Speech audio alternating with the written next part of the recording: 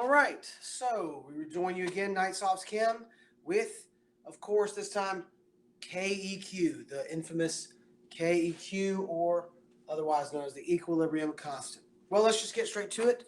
Let me just simply get going. All right, equilibrium constant. Oh, let me show you back what we're doing here. Equilibrium constant is given to you in a general format. This is straight from our notes right here. As here's our chemical reaction. We have a reactant A, coefficient A, lowercase a, reactant B multiplied coefficient lowercase b, reactant C, or yields, sorry, product C multiplied by lowercase c coefficient, product D multiplied by coefficient lowercase d, and then we, oops, I rewrote this in the wrong fashion. Derp, derp. That's nice. All right, so this actually should be reverse. We have the products on top. I made my first thing right off the bat here. Interesting. C and D, A and B. Yeah, that means I also need to erase the coefficients exponents. All right, sorry about that. C, D, A, and B. This is our KEQ constant, our equilibrium constant, which can be expressed as KEQ or KC, equilibrium constant for the generic reaction. You take your products, put them in brackets, they're compounds in these cases, raise them to their exponent or their coefficient as an exponent, divide it by the reactants, in brackets, raise their coefficients as exponents, and that's it. The math behind it is even simpler, but I don't even ask you to do that on the exam. This is the extent of the exam. So let's dive in first to a practice problem. It's given this reaction right here. Let's first write the KEQ constant for this. So I'm going to go back to green because that's where I want to be. KC or KEQ or what have you. Draw your dividing line.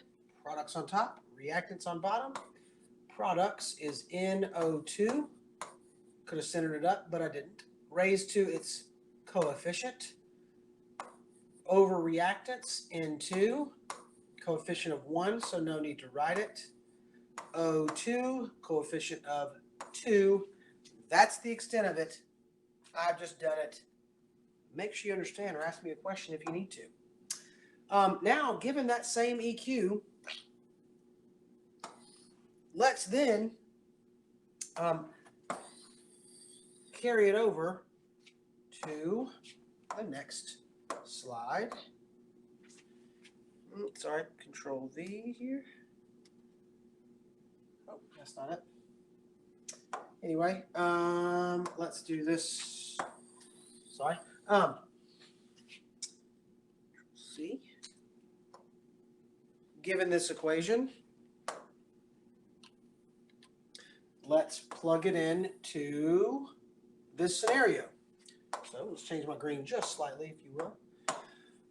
We have the concentration of these species. That's what the brackets indicate. So the concentration of NO2, we plug it in.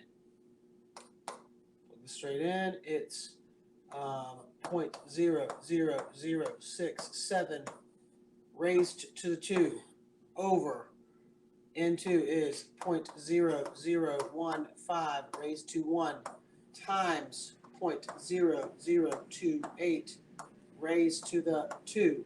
Literally just writing these values in the place of this reaction, easy peasy.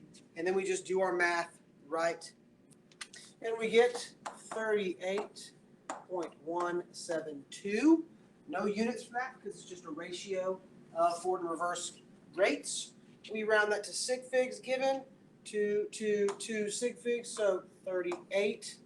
Final answer, KEQ exactly equals 38. Now, there's more interpretation to that. If the KEQ is between 0 and 1, that means it's a reversible reaction. It highly favors the reactants. So actually, this is not going to be, it's not going to look best be written this way if it were between 0 and 1. As it stands, it's 38. That's from 1 and up. So it does look right to say that 2 NO2 is the products instead of, and that's being produced at a greater amount than the reactants itself. All right, let's take a similar tack. This time we're going to flip the reaction over a little bit. Turns out this next problem is just a flip version of this reaction. So we take our KEQ and we just rewrite it in the upside down sense. KEQ, the exact same KEQ from the last problem this time. Products NO2 times O2 raised to the 1, nothing. So NO2 raised to the 2. See how fast that was right there? That's what I expect you to do on the exam. Not very difficult, really, if you ask me. And even if you didn't, I'm going to tell you that's pretty simple. And then it just tells us the KEQ is 175. Oh, so that equals 175. Neat. That's what we solved for in the last problem. But this time it says, what is O2? Oh, boy. Oh, okay. So now we plug in what we do have. We have NO2 is 0.575 raised to the 2 times O2, which we don't have the value of, so we'll leave it as a variable. And then the NO, oh, did I say NO? Yeah, NO up there, and then we have the NO2 down here, and that is squared. I forgot to do that value. NO2 is 0.575. Sorry, guys, I miswrote it. While the NO up top is 2.96. Okay, and then we do algebra and solve for O2.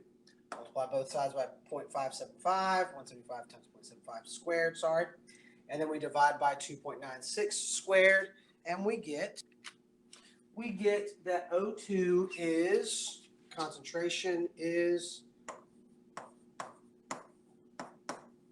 6.604. Sig figs are 3, so 6.60. Final answer. That's us. That's the problem solving that's the furthest extent. This slide and this one demonstrate 2 of the next steps that we won't do in our class. And this step, of course, is the step that I expect you to do on the exam. Of course, I'm going to have 2 reactants and 2 products. So you'll have another box up here with perhaps a coefficient if it's above 1, and you'll put the other product in that case. But this is it for this problem. This is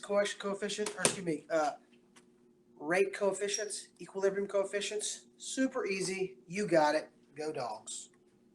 Oh, thanks for watching. Go Dogs.